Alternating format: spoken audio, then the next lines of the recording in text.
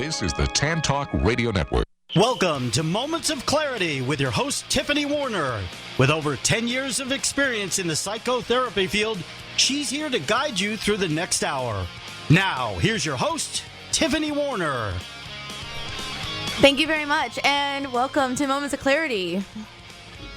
My name is Tiffany Werhner, licensed mental health counselor, and your host for the next hour. And I am a little bit thrown back. We are honored to have Cali Tacos fresh and live in the studio while we are on the show. And thank you to Doug Licker and Cody for bringing it all the way from South Tampa.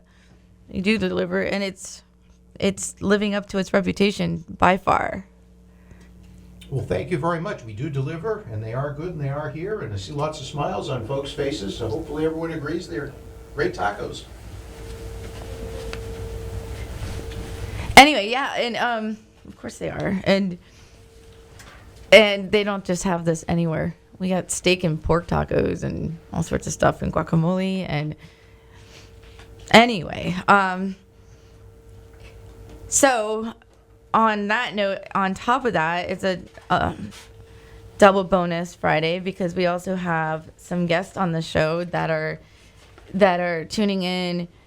Well, actually, I let you guys fill us in on where you're calling from, because there's Ilam and Guy Ferdman, who are brothers from Satori Prime, and they are entrepreneurs that have, quote unquote, left corporate America and started an entrepreneurial. Thank you. Revolution. Hello, Guy and Ilam. Are you guys on the line?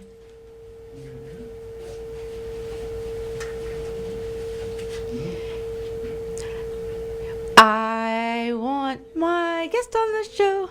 Can you hear me, Guy, Ilam? Yeah, we can hear us. We can hear you great, yeah.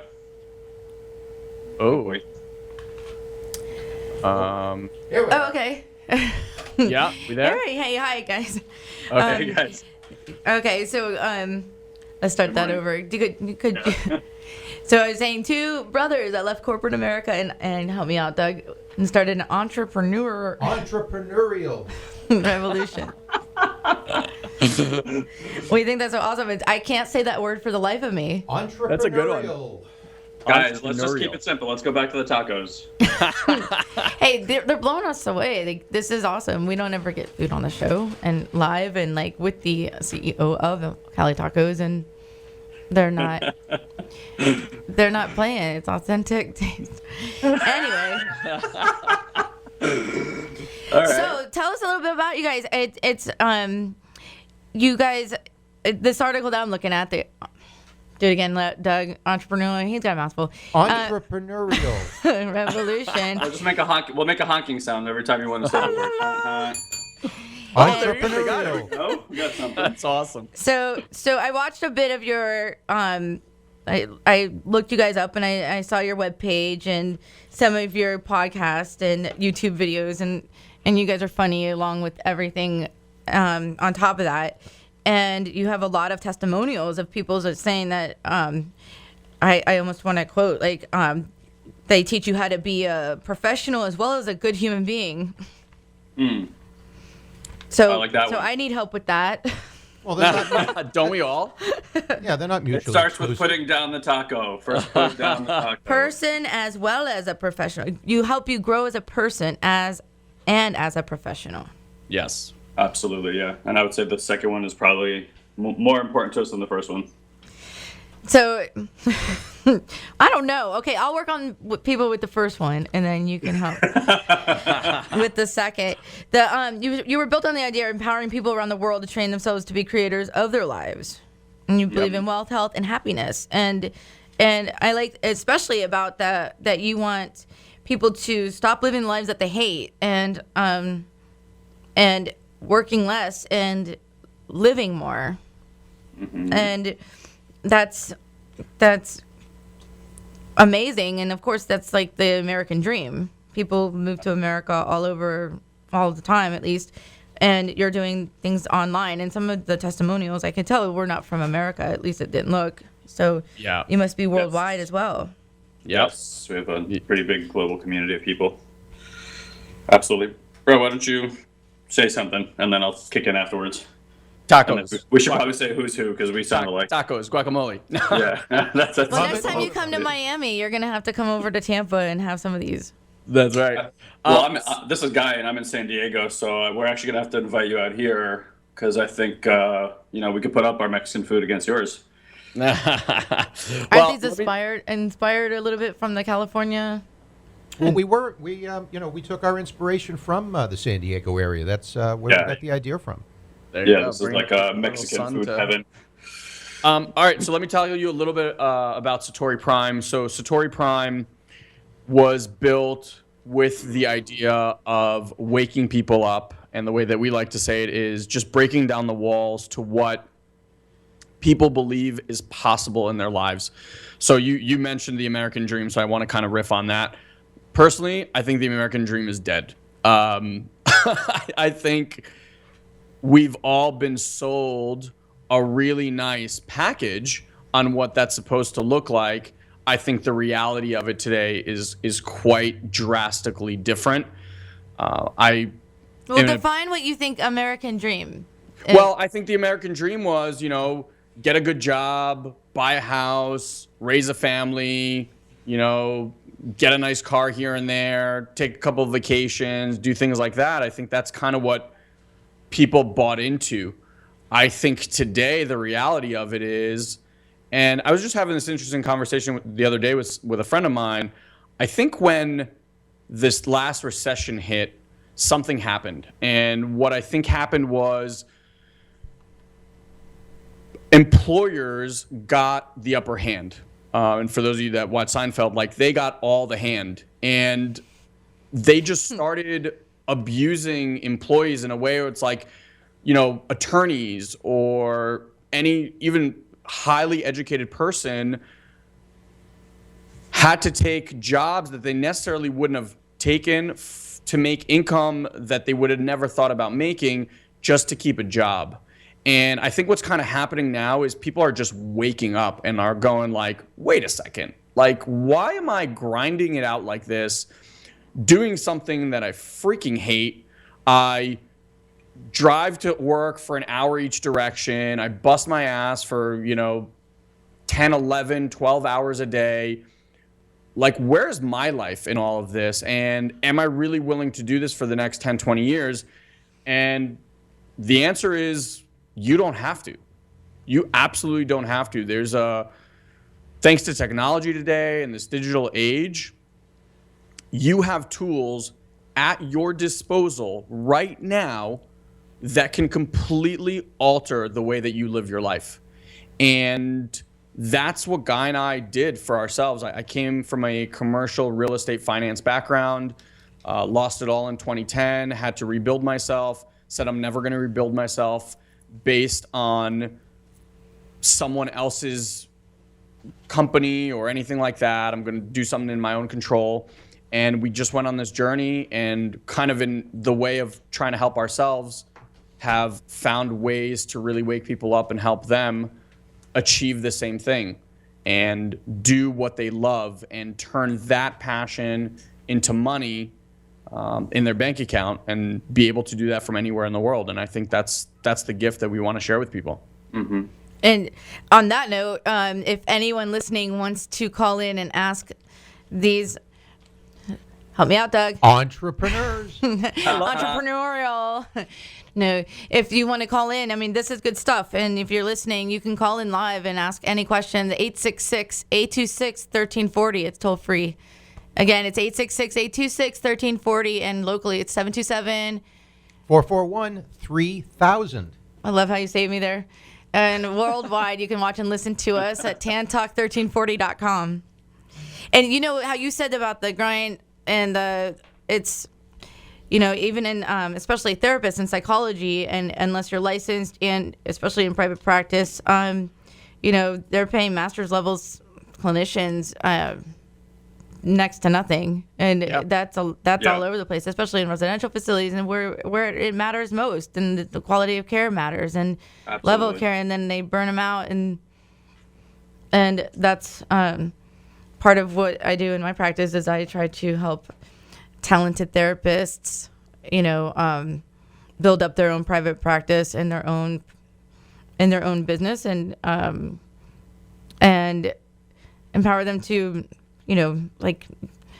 I guess in a way do what you guys are promoting, have a happier life, and basically receive the money they deserve for, especially, when you're making less than what you owe in student loans, that just sucks, Absolutely. Yeah, absolutely.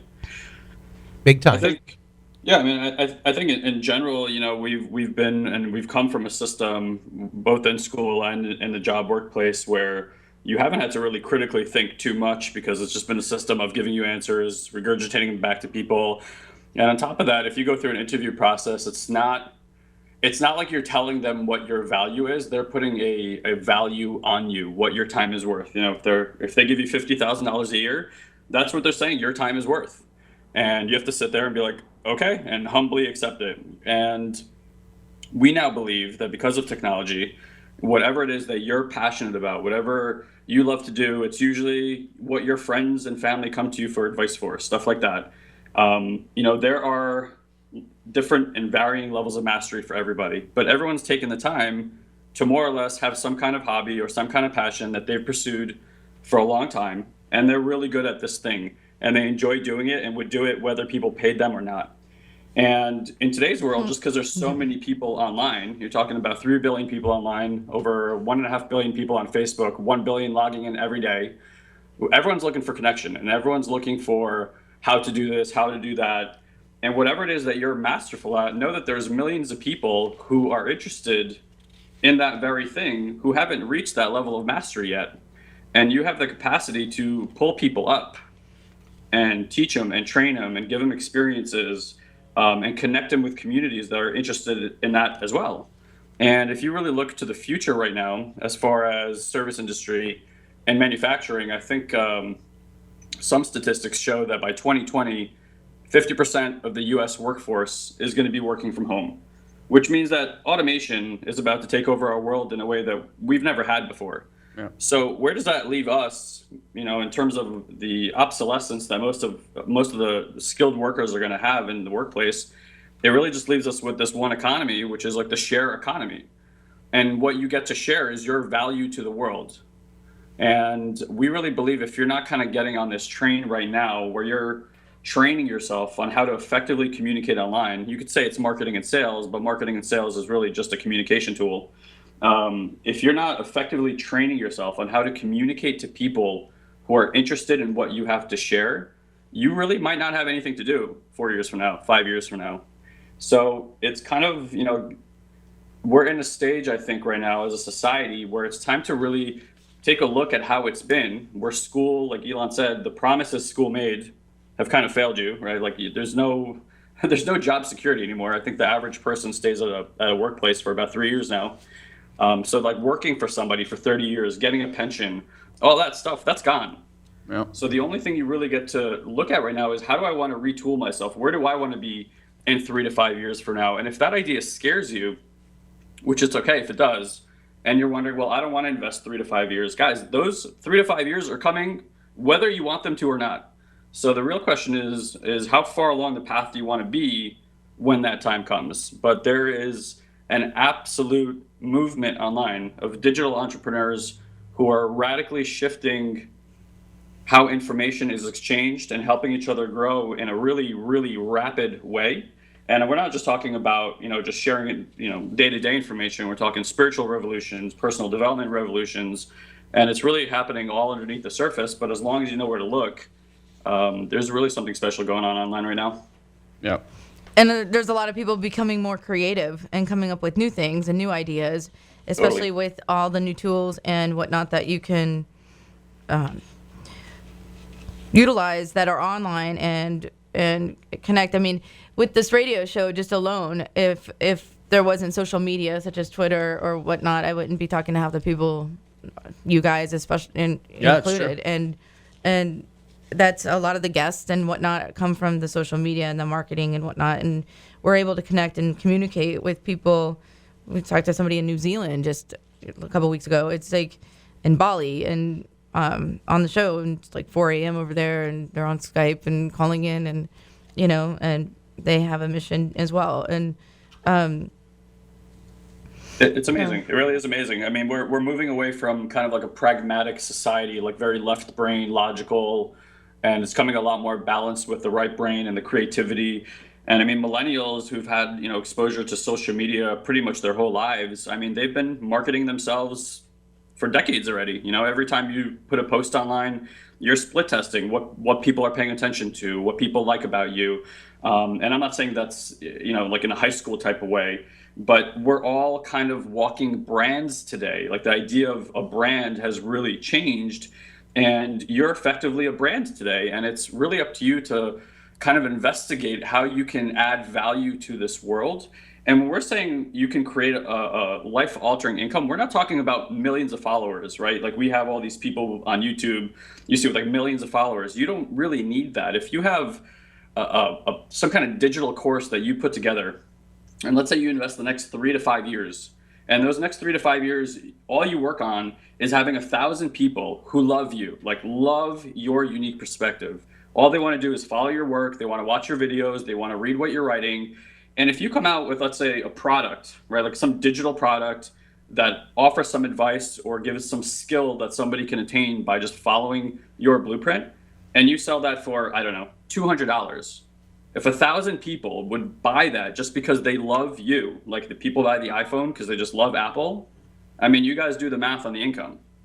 And that's really what's available today. So if you want to invest your time in that, not only are you going to be helping people, but you're going to find as you pursue your passion and as you do what you love, you're going to naturally gravitate towards education in that field and getting more experiences in that field because you want to become more valuable too. So there's this really nice exchange of growing and giving value right now that's happening. And it's really, really special.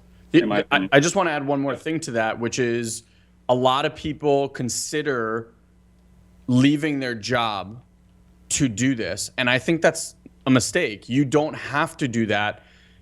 Build this thing alongside it. Build this thing as a hobby. Just the thing that you're going to be passionate about, you do anyway. Just look at what you research. What are you reading about? What are you interested in? Chances are you know more about that thing than most. And just like there's, a million pizza shops on every corner in New York City or Italian restaurants, like how do they all survive? Because they all have a slightly different perspective. And you don't have to be the only game in town. I think that's a huge mistake and justification that people kind of fall into. Your perspective is unique. There are thousands of people doing what Satori Prime does out there. There really are. But our perspective on it is very unique, which is why our fans and our followers are with us, right? Because we give it to them in a specific way that they really resonate with. And I think whether it's fitness or health or well-being or drawing or hair, it doesn't matter. You can build a business around it today with relative ease, or at least easier than ever before in history, for sure. And that's what I think is very important for people to understand. Yeah, you're going to be scared because going from a boss who tells you, hey, put these reports on my desk, to being out on your own, like, yeah, that journey is going to be ups and downs and you're going to fail a lot and all this kind of stuff. But if you're sick and tired of being sick and tired, then you may as well take action in doing something about it. And what better place to start than doing something that you already love? Yep. Right, and you'll never work harder than you do until you work for yourself. And, Exactly. Absolutely. And you'll work all those hours extra because you want to make it great, because you are passionate about seeing it through. and into fruition. Yeah. And it won't feel like work. I was just going to say, it won't feel like work because it's Right. something you enjoy and something you're passionate about. So it won't Yeah, feel like work. absolutely. Exactly. Hey, If speaking you of work- supporting sorry. and marketing, we have to take our first commercial break with our sponsors, and we'll be right back. You guys just hang on, please.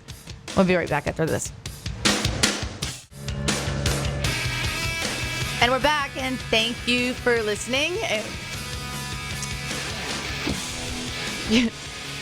You're back with Moments of Clarity. My name is Tiffany Werhner, licensed mental health counselor, and I'm accompanied by Doug Licker, the CEO of Cali Tacos, who's blessed us with tacos in the studio, and also sponsors the show and believes in Entrepreneurship.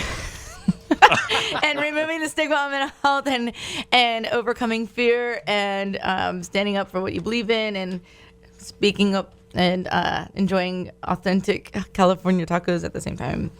And I'm honored to have guests. And am I saying your name right? Ilam?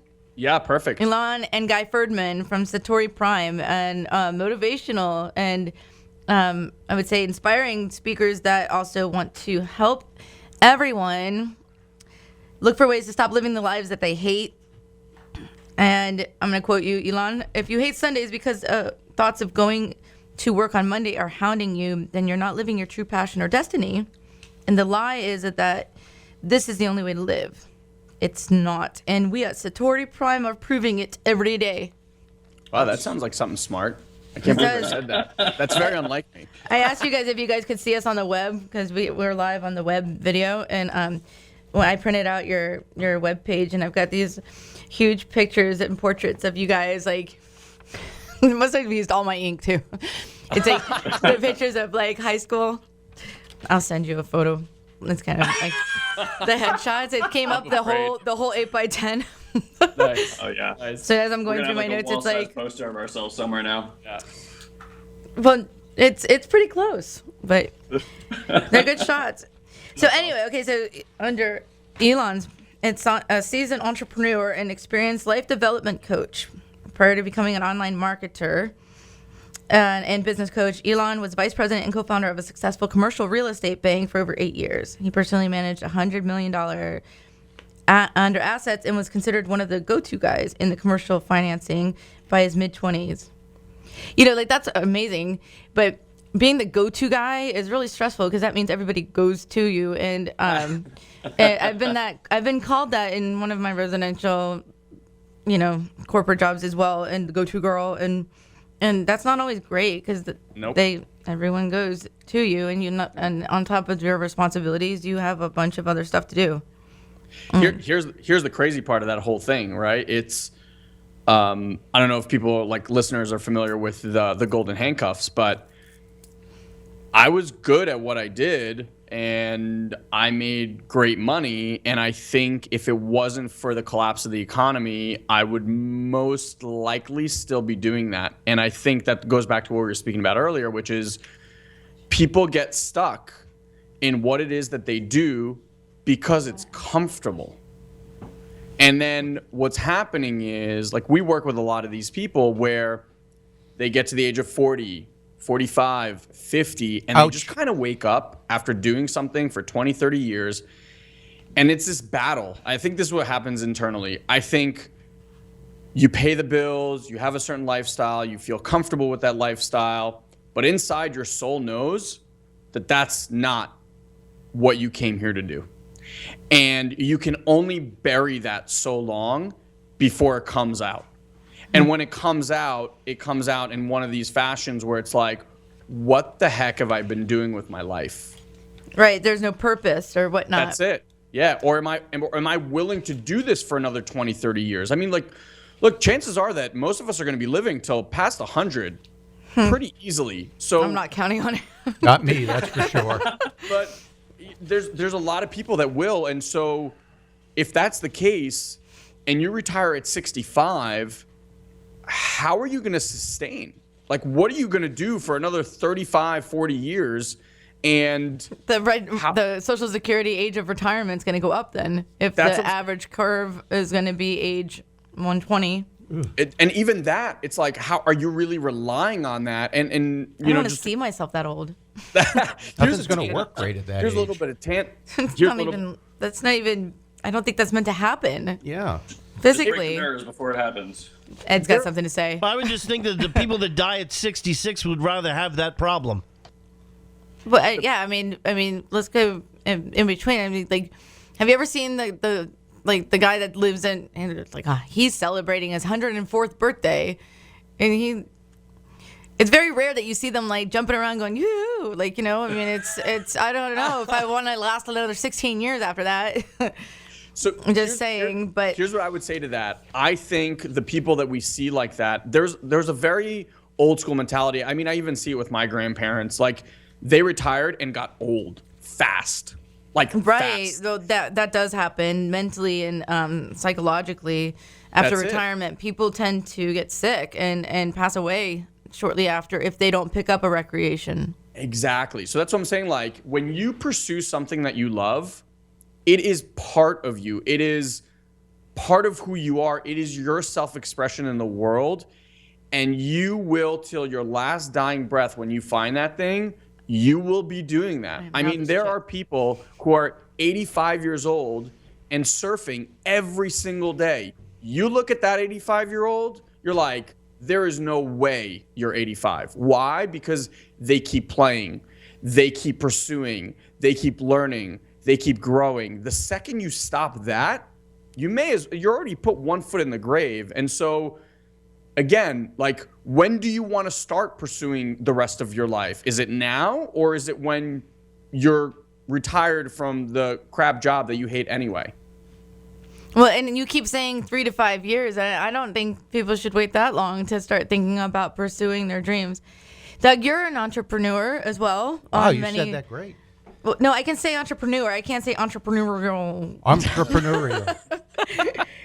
Anyway, but no, Doug is an entrepreneur on many levels as well, and so I kind of went through. I want to hear you have feedback on this. Yeah, I mean, I agree with them to a large measure. I turned around after a 10-year career in my late 30s and looked around and said, you know what? I went to school to do this, and I'm doing it, and not terribly happy with it. So time to make a change. And it's the hardest part is deciding to make the change. The change itself is much easier than the actual decision and going through that process. That's what I found to be the hard part about 15 years ago.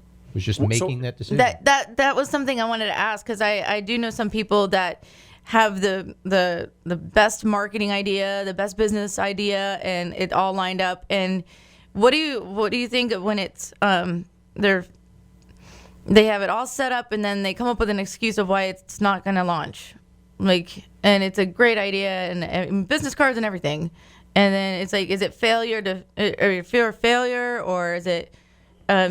There's one thing that was on your webpage that it said, you might be wondering how you can find the time to reinvest in yourself while you're running a business or working full-time job or while raising a family. And I think that was one of the excuses that I heard. But do you find that often, that people have those excuses and are afraid to take that leap and like quit their job and quit that security of having like a paycheck of 5 cents and Social Security that might not ever happen, and do what they love? Do you find that like pretty common when that, like you're saying that, like Doug was just saying, that the jump in the beginning to make the change is harder than when you decide to do it? But there's some people that just won't decide to do it. Like, it's there. But do you see that often? Yeah, I think we do. I think we got to look underneath what's going on. It's not so much the job space. Again, like I like to look at it from like a young age, how we're being programmed. You know, like the brain is like a computer hardware program that's being put, like software is being put on it. And the software we have right now is we look out in the world, and when we think responsibility, like responsibility of self or responsibility to community, I believe that we have responsibility collapsed with blame. And if you look at like the political arena, you know, perfect example, like something goes wrong and they're like, okay, who's to blame for this problem? Who's to blame for this problem? And fine, maybe we find who's to blame for this problem, or they throw some schmuck under the bus. And fine, we do that, but does that ever cause a solution? And it does not. I can't think of a single time where that caused a solution. So if you look at your own life, right, when something's not working, or you have a business idea and you think to yourself, well, okay, this isn't going to work. What's really lacking a lot of times is people having personal responsibility. And I'm sure, as you know, a licensed psychotherapist, it's something you work on with people also, is like, and I don't mean like taking control over your life. I mean just being responsible for it. Like, you're at the source of what's happening. So when you're looking at the job space, like an entrepreneur is somebody who's saying, I'm going to be responsible for the results that I create in this world, right? And as an employee, you really kind of don't have to do that. It's up to the boss to be responsible for the workplace or the person above you. So you're pretty limited in the liability that you have to take ownership over.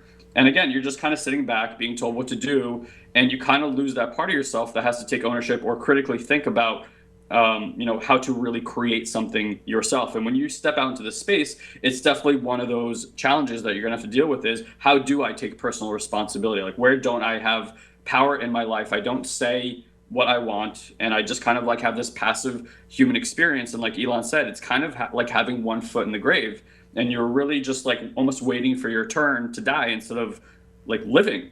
So would that make somebody more pessimistic, you think? In terms of like the job space, or in terms of having their own business? In terms of not being able to, when they have the one foot in the grave and they're not achieving the goal that they probably are reaching they're not reaching their potential and they know it. And then do you think that leads to pessimism or is caused by it? I don't know if it's pessimism. I think it's more like resignation and apathy. Yeah. Kind of like, I can't really change this. Like nothing's ever going to get better. Yeah, exactly. And this is why we, yes, we bring people in through the entrepreneurial space. But if you have your own business, and I'm sure Doug would attest to this also, is that when you're looking at the growth of your company, there's a direct correlation between the growth of your company and your own personal growth. Yeah. And as you grow as an individual, you'll watch the results in your company grow also. Like, we're all setting thermostats in our mind in different areas of our life, how much love we deserve, how much money we deserve, the people around us that we deserve. And whether or not you think about that stuff consciously, your subconscious has all these little markers about what you can and cannot do. And that's why people oftentimes, they do have really transformative thoughts, like, I'm not going to do that anymore, I'm not going to see them anymore, like all these thoughts, but you don't have agreement in your subconscious mind, and it's constantly sabotaging what you want to do. So a lot of people have like money conversations, right? Like, I don't deserve enough money. And you think to yourself, well, I want to be a millionaire, but your subconscious is programmed to, I don't deserve this, or that people who have a lot of money are greedy or they're evil. And if you believe that stuff, guess what? You're never going to move in that direction. You're always going to sabotage yourself. So there's all these little things that you have to start looking at, is what is the deeper parts of me believe, because they're really going to cap your ability to grow. And that's why Ilan and I really invest in the development of people, because we know that we can give you all the right tools, and we could train anybody. We could train a monkey to do what we're doing. Okay, you call it the colored by number tactics, right? Yeah, you really can. Like, anybody can learn really this. I don't care how old you are. Hey, you guys should start a blog. The Entrepreneurial Monkey is a blog. That would be really catchy. That wouldn't offend anybody. Yeah, exactly. But bottom line is, you got to take It's so action. easy a caveman can do it. There you go. Exactly.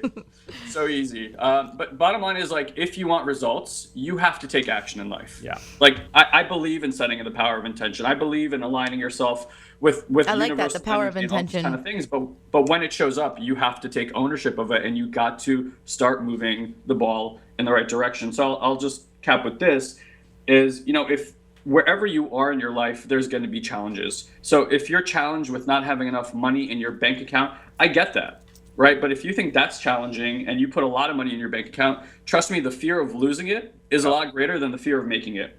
And again, just going back to like that concept of responsibility, most people are like, okay, I'm only 3 feet off the ground. It won't hurt that bad if I fall. But as you gain success, you're going up and up and up. There's more people counting on you. Failure looks a lot greater from that view. So you really need to build a capacity where you're willing to just take ownership over more and more. And I think a lot of people ask me, like, I've been doing developmental work for 13 years, and they ask me, well, what do you get out of it? And I always just say, I've built a capacity to be responsible for more and more in my life. And that includes other people.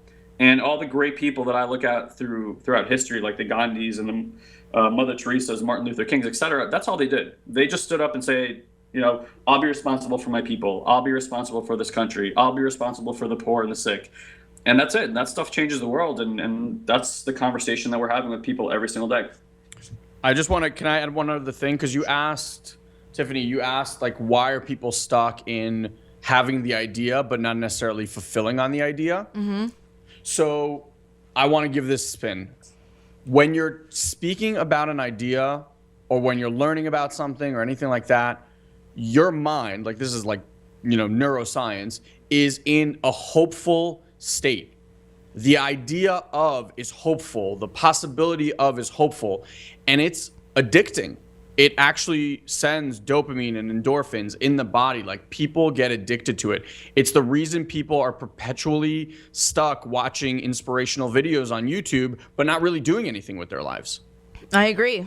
Because to what Doug's point, and this, I love that he said this, it's like to go from the idea to the manifestation and creation of the idea, the creation of is hard.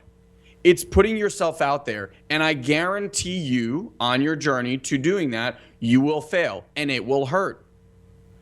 So people tend to stay more in the idea because there it's glamorous, it's sexy, it feels good. Putting the rubber down to the road, like actually doing the work and putting yourself out there and falling flat on your face and picking yourself back up and doing that over and over and over again is not sexy.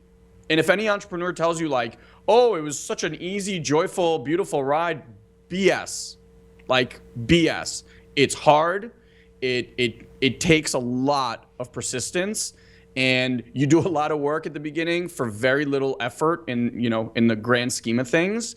And yet it's the most beautiful ride. And I'm sure Doug will attest to it. Like a lot of work, you mean, for very little like revenue? For very little revenue in the beginning, a lot of effort, right? Like, right. It's harder to start. It's harder to start a business. A lot of effort. It's real.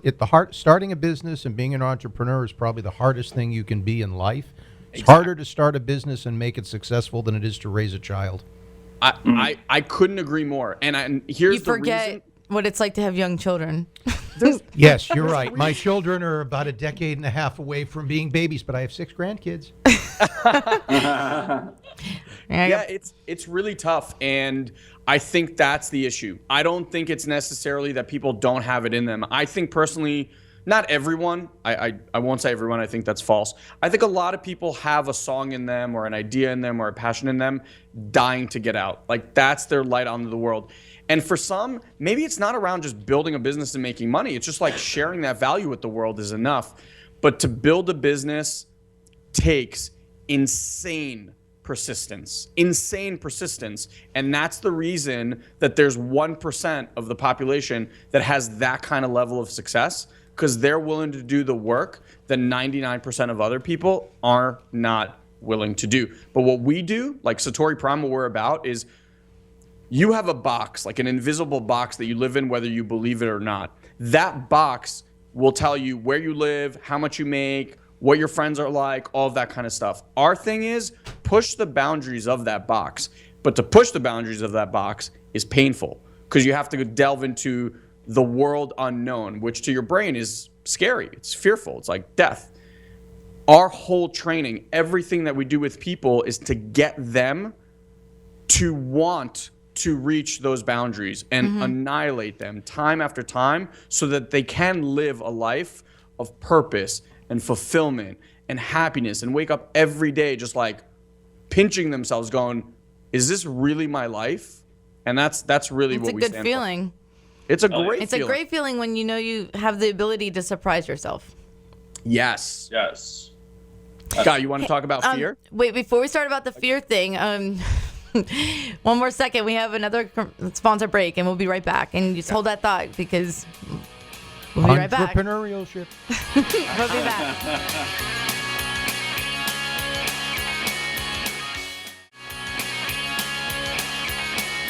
All right, thank you for waiting. And if you're just tuning in, my name's Tiffany Werhner, licensed mental health counselor and your host of Moments of Clarity.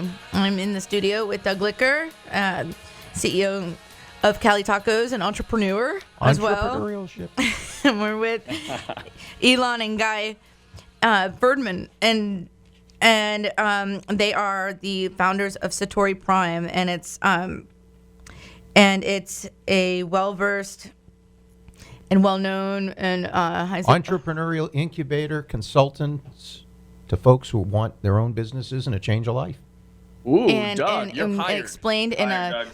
color by number way that is easy to understand, and if you want to transform your life into Your dreams. the dreams that you've always thought that you couldn't achieve before, well, they're here to guide you into figuring out how to do it, and in a way that you can be okay with and motivate you. And if you feel stuck and you have a urge to be an entrepreneur and come up with your own business and stop working that 9-to-5 job, this is the place to go. And we have our 10 minutes left, and I want to be able to make sure that you guys, well, I want to continue with Guy was about to get on the subject of fear, and I also want to make sure that we give our listeners a chance to document on how to find you guys. I know it's satoriprime.com. Yep, is the best place. And if you want some mindset stuff about how to get over these fears and stuff like that, you can just go direct to satoriprime.com/mindset. And we actually, bro, how long is that training? It's like an hour and a half? A long training, yeah. Yeah, it's like an hour and a half about the 3 biggest reasons you're not producing results in your life right now. So yeah, that's a really good video to watch. Yeah, they could also email us if they want at support@satoriprime.com. Yeah. Actually, you guys we have a call. Yeah, let's do it. We have a caller on the line, and his name's Steve. And Steve, welcome to Moments of Clarity. Thanks for calling in. Hey, Steve. I just had a question for the guys with Satori Prime. I was kind of curious. You had talked about why your people follow you and choose you. I was wondering if you could expound on that more, on why, with all the different programs and people out there kind of pitching the same thing, what makes you unique and special? That is a great question, Steve. Yeah. You want to take it, or should I? Well, you can do your version. I'll do my version. We'll see how close we are to each other. I think Ilam kind of alluded to it before. If you live in a town, I imagine there's more than one Italian restaurant in your town. So it's like, why do you go to one over the other, right? That's Steve's question. What? That's his question.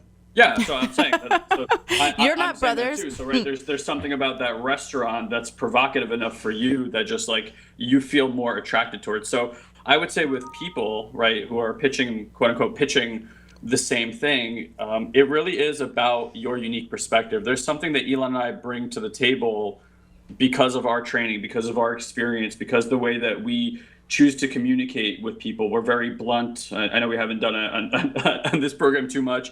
We don't mind cursing, and we just you slipped one out earlier. We're just gonna let that slide. We're not allowed to. Yeah, we need to be mindful of the FCC regulations in that area, guys. So thank you. I myself several times. Yes, FCC is letting us not be authentic, truly. So, and I think that's really what it comes down to. It's the same reason you choose your friends or anything like that. You give a voice, and you look at something and you just see it in a particular way, and it just connects for that person. And that's the definition of what we call attraction marketing. And that's really the bottom line. It's the more you're willing to be yourself. And that's something we didn't talk about, but the gift of this industry is that you can truly be yourself and attract people to you who love and adore you for the way that you are, and they're going to want to be around you.